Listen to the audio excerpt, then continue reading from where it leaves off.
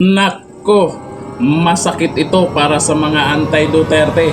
Vice President Sara Duterte, most trusted pa rin sa top government officials. Nako, good news po yan sa mga Duterte at sa mga nakasuporta kay BP Sara.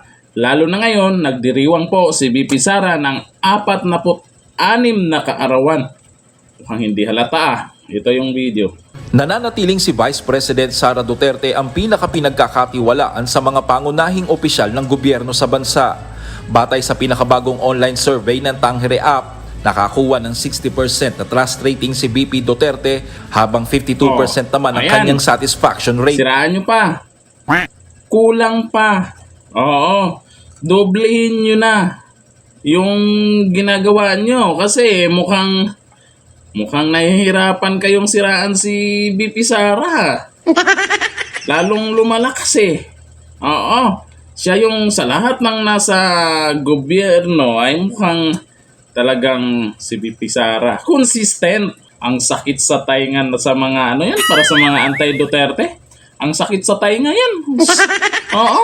Ayaw nila manood ng balita niyan. Oy, binalita yan From UNTV. At kalat na po yan. Kayo kasi pinagkakalat nyo na naman yung most trusted na yan.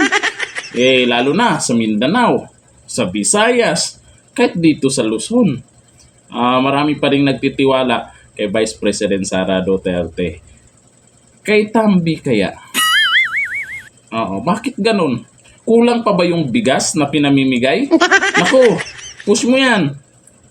Tsaka ituloy yung pinangakong nangako na naman sila na pababain yung presyo ng bigas. Sige, tuloy niyan. Hanap pa kayo ng paraan para malamangan si BP Sara. Kasi naman, dati medyo umano na yan, si Senador Raffy Tulfo medyo nilalagpasan na ng kaunti si BP Sara Pero wala. Mabol na, dumikit na, naiwan pa rin. Kaya kabahan na kayo. Habang palipas yung mga yung araw, yung linggo, yung buwan, yung taon, naku, kabahan na kayo. Dito na lang, thank you.